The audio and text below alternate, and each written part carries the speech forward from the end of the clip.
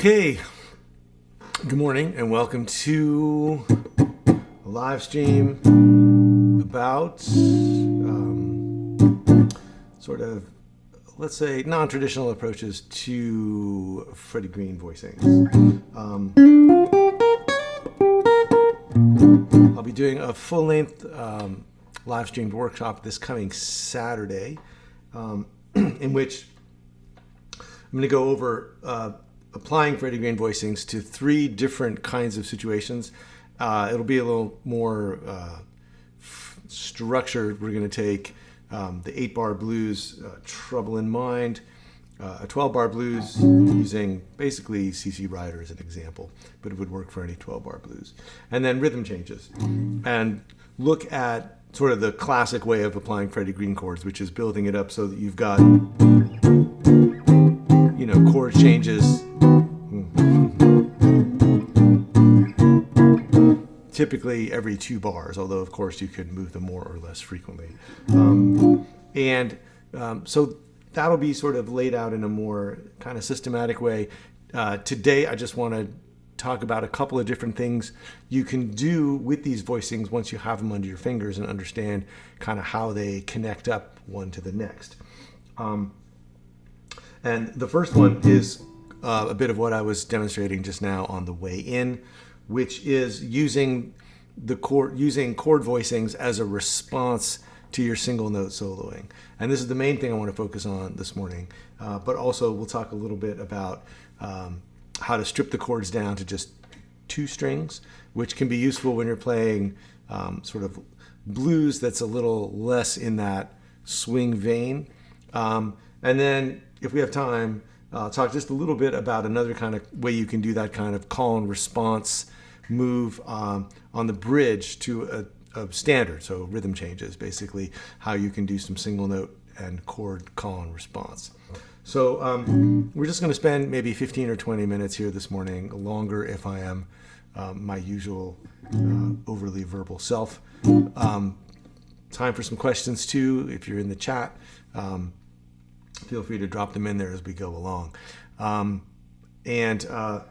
let's get going. The basic idea is, and there are many ways you could do this, but I often find that if you're trying to learn a new way to coordinate things on the fingerboard, it helps to have just kind of a model, a specific way to do it. So in this case, it would be to think of the blues as 12 bars, right? And break that up into 3 4-bar lines. And so the first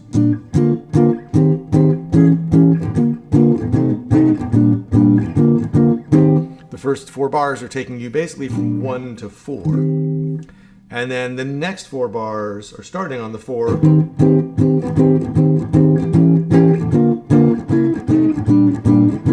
And if it's more of a swing or a jazz blues, you're going to land on the 2 chord. And then the last 4 bars are going to take you back to the 1 chord. So thinking about those 3 4-bar sections, we can set up a call and response where you're playing single note licks for the first 2 bars of each line, and then answering with chords in the second 2 bars of the line. So bars 1 and 2.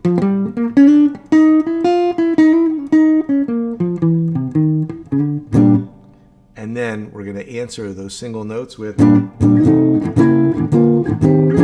some combination of chords that will take you over to the 4 chord. So in this case, the walk-up that I'm doing is going from 1 to 4 to 1 to 5 to 1 to 4 to 1. And the idea here is there's really a pretty finite number of chord shapes that get used in this style. So here's B flat 6 with the root and the 6th and the 3rd. And then here's F7 with the 5th and the 3rd and the flat 7. And then I'm going to a B flat again, but I've got the 3rd and the bass. Here's the 3rd and the root and the 5th. And then the 4 chord. Here's the root and the 6th and the 3rd of E flat.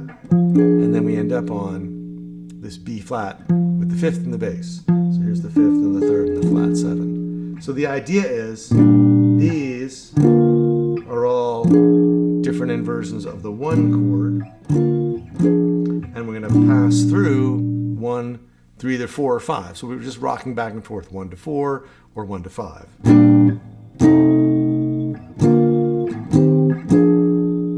And so that's a way to kind of take the 1 chord and spread out what's happening and create some motion, but still have, just still using some kind of logic to get there, like using just this idea of rocking between 1 and 4 or 1 and 5.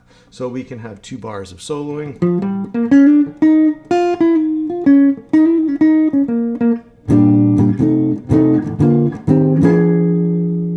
And then maybe get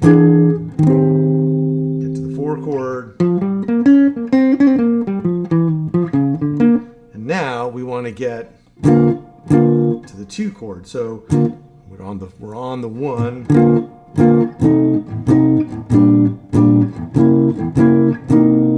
So starting off on this B flat with D in the bass, passing through a 5 chord, back to 1, and then this D flat diminished, which resolves to C minor. So for this, now we're in the 2nd bar, right? So here's bar 5.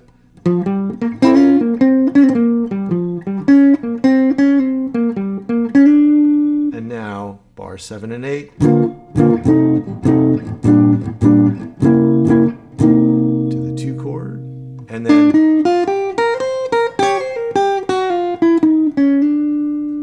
now we have to get back to 1.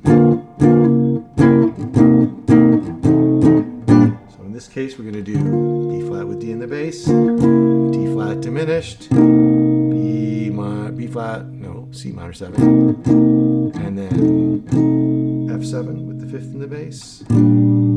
So in each case, we have a way to answer the single note licks.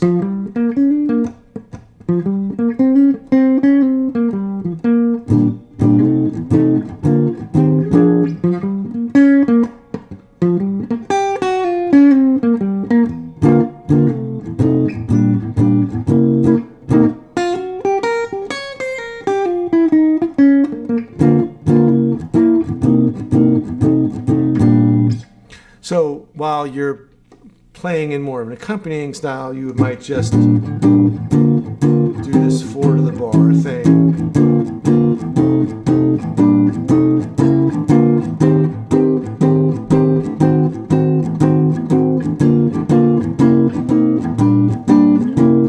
You're doing all the same voicings and resolutions, but it's designed to be part of the rhythm section and really lock in and just provide that pulse. But when you're accompanying yourself during a solo, you can use it in a more flexible kind of way, where rhythmically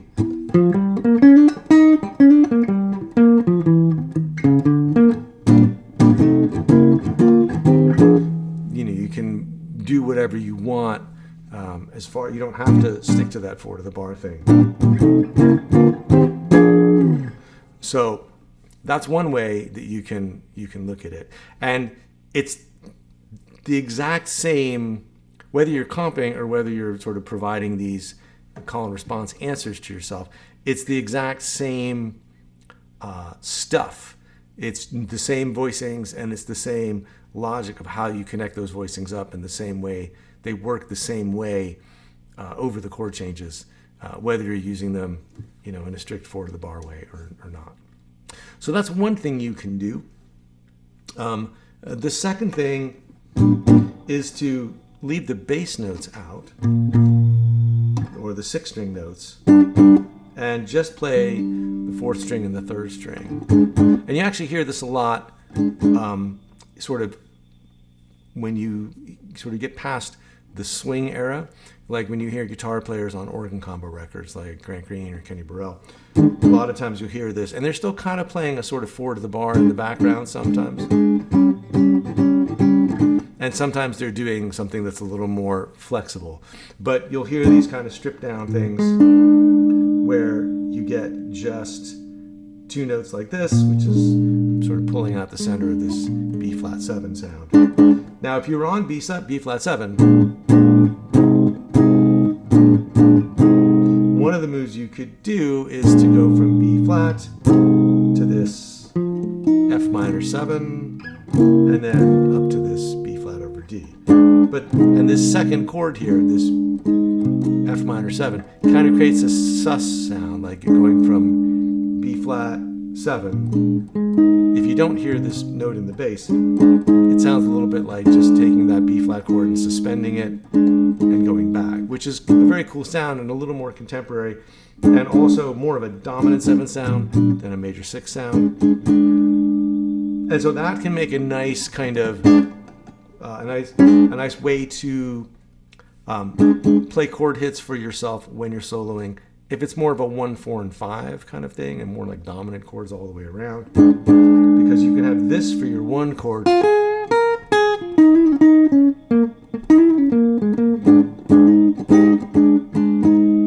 and then when you get to the 4 chord, you'd be playing this, a D7 chord with the 3rd and the flat 7, and you can turn this into a suspension too by thinking of it as D7 to A minor 7 and back.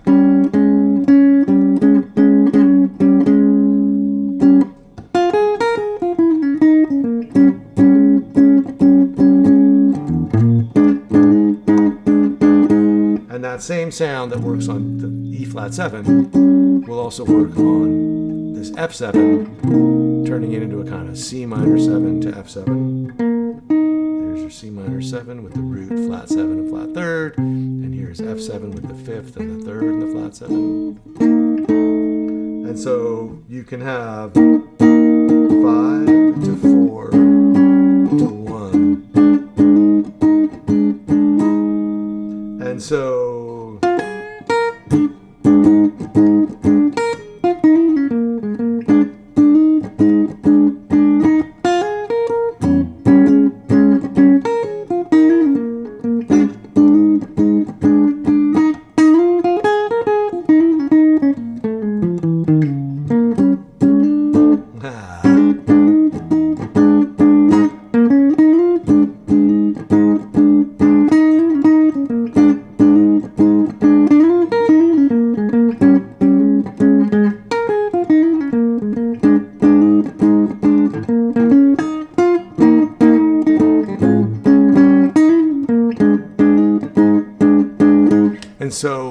just provides some motion, and it gives you that dominant sound, but also makes it sound a little more interesting. And so that's another thing you can do, is having these smaller versions of the chords, which again, they're nice if you want something more compact. Obviously, if there's these chords will blend really nicely with upright bass. That's how they were originally used. If you're playing, with electric bass or something that sort of like pokes out a little bit more, then sometimes leaving the sixth string out makes things a little more flexible too. And it's also less to grab, right? It's less clunky. You can just get these couple of notes and you're good to go. So that's a second thing that you can try. And then the third thing, the idea of using this on something more like a 32-bar tune, right? In the workshop on Saturday, we're going to spend some time looking at rhythm changes, which is an AABA form, which means you've got the A section here in B flat with all this 1, 6, 2, 5 stuff.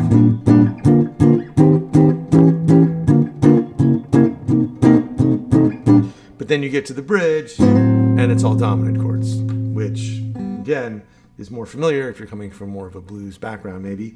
And you've got, so starting off with say a D7 chord with the fifth in the bass, here's the fifth and the third and the flat seven.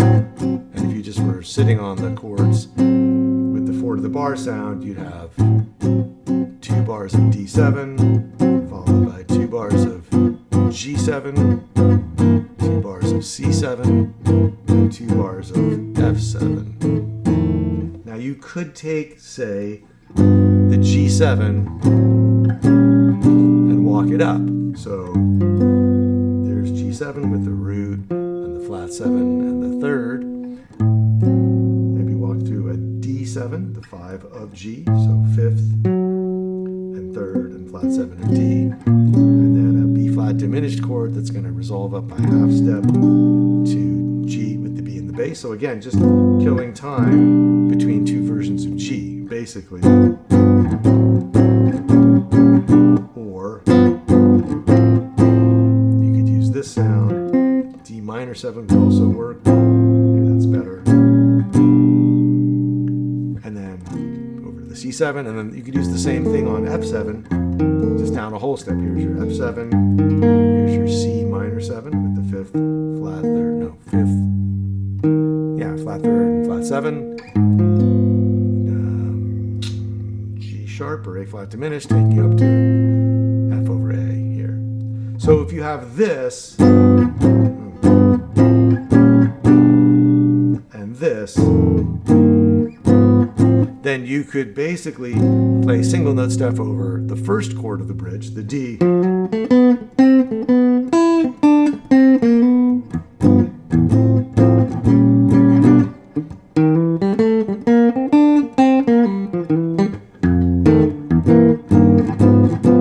So the idea is your call and response is between the first 2 bars of the bridge where you're going to actually solo over, let's see, starting on the D chord.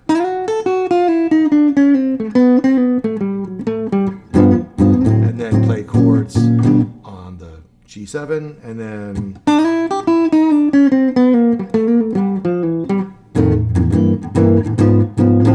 right, so you've got another way that you can sort of break things up. So instead of just thinking you've got to play like single notes over the whole bridge and keep the whole thing going, which would be cool, you can have this call and response where you kind of break things up. And if you are newer to improvising, this is also a really helpful idea, which is you could look at the bridge and you go, oh my God, I got 8 bars and I got to like play all this dominant stuff. And what am I going to do? But if you break it up into 4 2-bar sections, you're like, well, I just got to figure out something to do for a couple bars on D7. And then I'm going to play this chord move. And then I'm going to play some stuff over the C7. And then I've got this chord move to answer. So it basically cuts the situation down to size where now you're only thinking in terms of a couple of bars at a time, which can really help make the whole thing feel like less intimidating because you're just not trying to do quite so much. And you could also flip it. You could play chords on the first couple of bars and then answer with single note stuff as well. That's another way to do it. But the idea being just that you can use these chords to make these call and response statements, and that can be a fun thing to do. And another way to think about, like a sort of more, arranged or orchestrated way of thinking about doing the improvising in the first place. So that's it. Those are my 3 thoughts about how to apply the Freddie Green chords outside of the 4 to the bar move. So first on the blues, doing answers on the second half of each line, and then on more of a 1, 4, and 5 blues, just using the middle 2 strings to get those dominant and suspended sounds, and then on something like rhythm changes, again, like the blues, using that call and response where you play a couple bars and then you answer it with chords. So that is what I came to talk about. If you've got questions about that, we've got a little time here. I'm just going to go until the hour. So happy to answer any questions you've got, or if there's another situation that you have a question about, like, well, could I use it for this or for that, or something else like that, we can play Stump the Band. And if you've got something you want to get an idea about what to do with, I'm happy to take a shot at it. Again, the workshop on Sunday will be a 2-hour live stream. I'll have, chord diagrams laid out for all of the examples and a PDF that you can download with all of that stuff.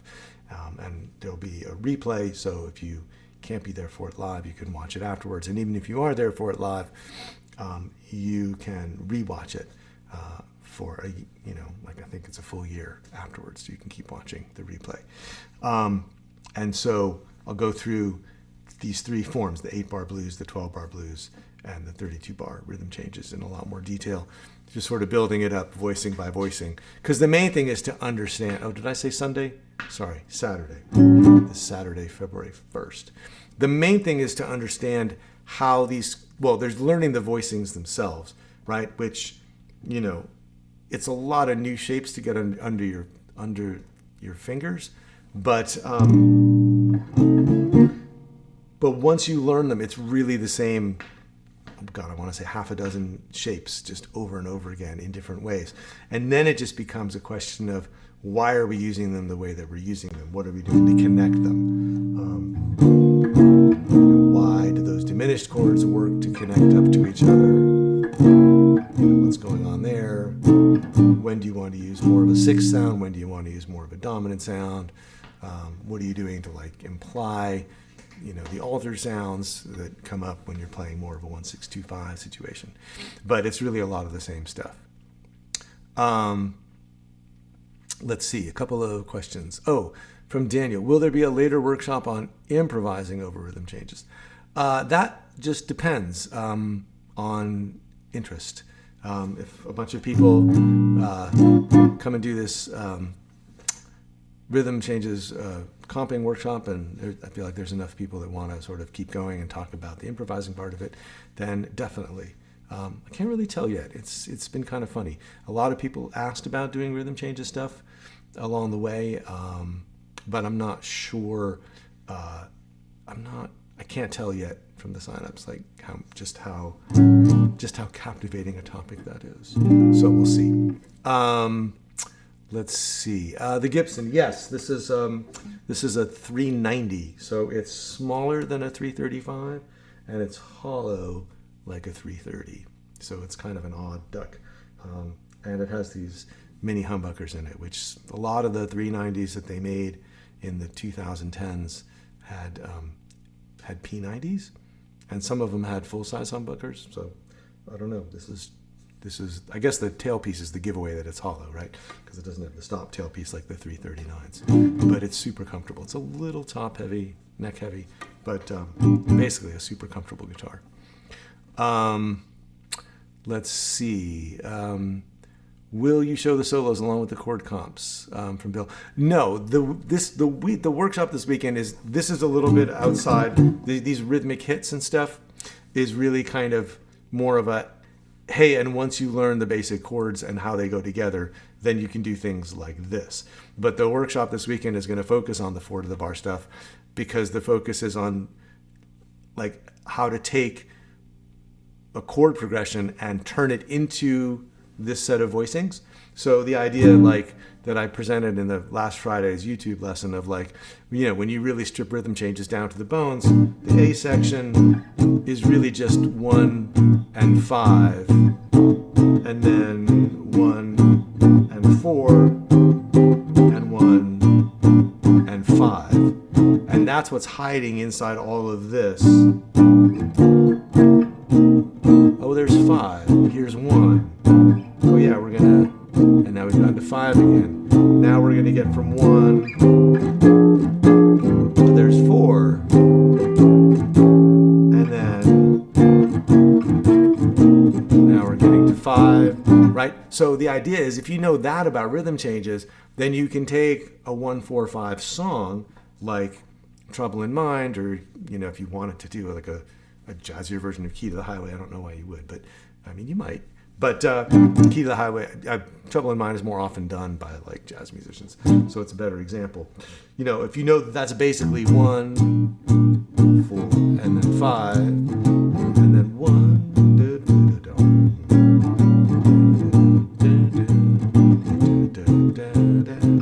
then you can also go, okay, well, if I have ways to connect up 1 and 5 and ways to connect up 1 and 4, then I can do the same thing to a 1, 4, and 5 song. So the focus of the workshop is both getting the voicings under your fingers, and also getting the logic of how the voicings themselves are used to dress up the basic chords of the song. And that's something that you can then take and apply to whatever songs you want to play in whatever key. So as usual, I will show all 3 songs in one key, in B flat, so that you can kind of cross-reference and see how we're doing similar things to different songs. And then once you have that stuff under your fingers, once you know that, then you can make your own sort of rhythmic applications.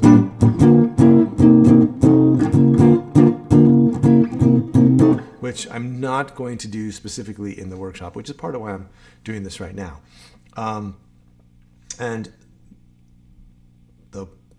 So I hope that answers that question. Yes, I do not have my architectural frames on today. There's a fair amount here to think about, even just in these few moments that we've been talking about this stuff. And of course, B flat is not the most common key for blues and root stuff, but it is extremely typical for swing and even Western swing and jump blues stuff. Hey Tim, this works for 2-5-1 stuff too, doesn't it? Yeah, sure. I mean, 2-5-1 is at its heart is just 5-1, right? It's just right. So if you're trying to do 2-5-1 stuff, then you don't have to do this with the fifth and the bass, but again, you could open things up so that you're not just chunking away, right? But you're doing more, once you get out of the swing era, what guitar players are still standing in the bebop period and the hard bop era are doing like, a much more, it's a little much more freeform as far as how they're comping. They're playing more hits than that sort of steady thing. So, I mean, if you've got 5-1, then you can turn it into 2-5-1, and you can turn it into, if you're sitting on a longer thing where it's like you've got 2 beats of 2 and 2 beats of 5, and you're landing on the 1, then that can be turned into a beat each of 2 and 5, or no,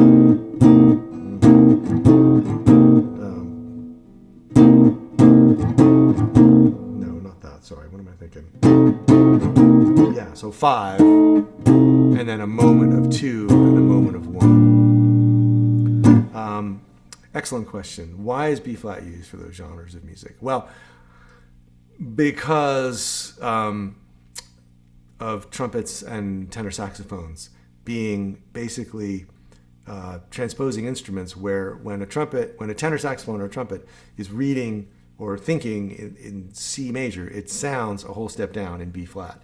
So playing in B flat is like playing all the white keys on the piano for those two instruments. And so it's kind of the default key, just like, why is E the default key for, everything, every genre that's like, built off of the guitar. It's the same thing. It's just B flat is what lies the most easily under the hands of those instruments. Careless Love. Yeah, Careless Love has a few extra chords, right? So if we just sat, again, I'll just leave it in the same key. So if we did Careless Love, it's going from 1 to 5. And then it's basically going 1, 5. If you leave out all the funny business. And then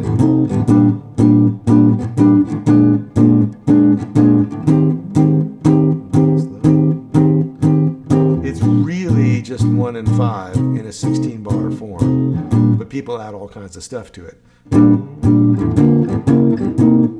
Careless love.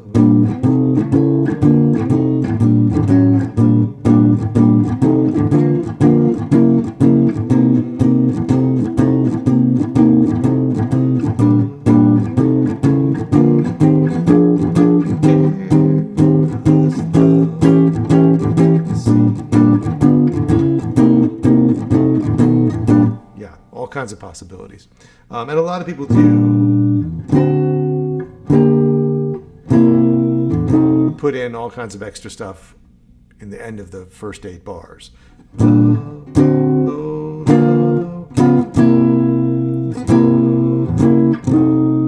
Like that.